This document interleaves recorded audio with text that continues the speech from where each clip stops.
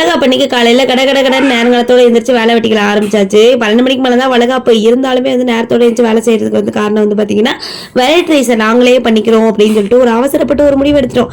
அதை ஏன்டா எடுத்தோம்னு சொல்லி அந்த அளவுக்கு ஆகிப்போச்சு. ஏன்னா வந்து கரெக்டாக அந்த அன்னைக்கு வந்து பார்த்தீங்கன்னா பாப்பாவுக்கும் தம்பிக்கும் பயங்கரமாக உடம்பு சரியில்லாமல் ஆயிடுச்சு. நைன்னு அழுதுகிட்டே தான் இருந்தாங்க.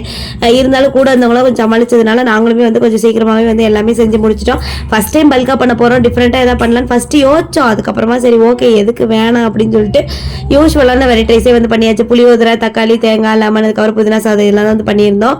சாப்பாடும் ரொம்ப சூப்பராக வந்து வந்துருந்துச்சு. அதுக்கப்புறமா இந்த புள்ள குட்டிங்களெல்லாம் கிளப்பி மண்டபத்துக்கு வரும்போது மணி 11:45 போச்சு. பொண்ணு மாப்பிள்ளையெல்லாம் முன்னாடியே போய் ஃபோட்டோ ஷூட் பண்ணியிருந்தேன். அதுக்கப்புறமா நாங்கள்லாம் வந்ததுக்கப்புறமா லைனாக ஒருத்தராக வளையல் போட்டு பூ போட்டுலாம் வச்சுட்டு கிடந்தோம். எங்களோட இதில் வந்து பார்த்தீங்கன்னா முகூர்த்தத்து கட்டுற புடவையே தான் வந்து வளகாப்பு கட்டுவோம். புதுசாக சாரி எடுக்க மாட்டோம். ஃபங்க்ஷனுமே அன்றைக்கி சூப்பராக வந்து நடந்துச்சு. எல்லாருமே சாப்பாடு சாப்பிட்டு ரொம்ப நல்லா சொல்லியிருந்தாங்க. இதோட லாங் வீடியோ வந்து கமிங் சாட்டர்டே வரும். டைம் கிடச்சுன்னா செக் பண்ணி பாருங்கள். பாய்.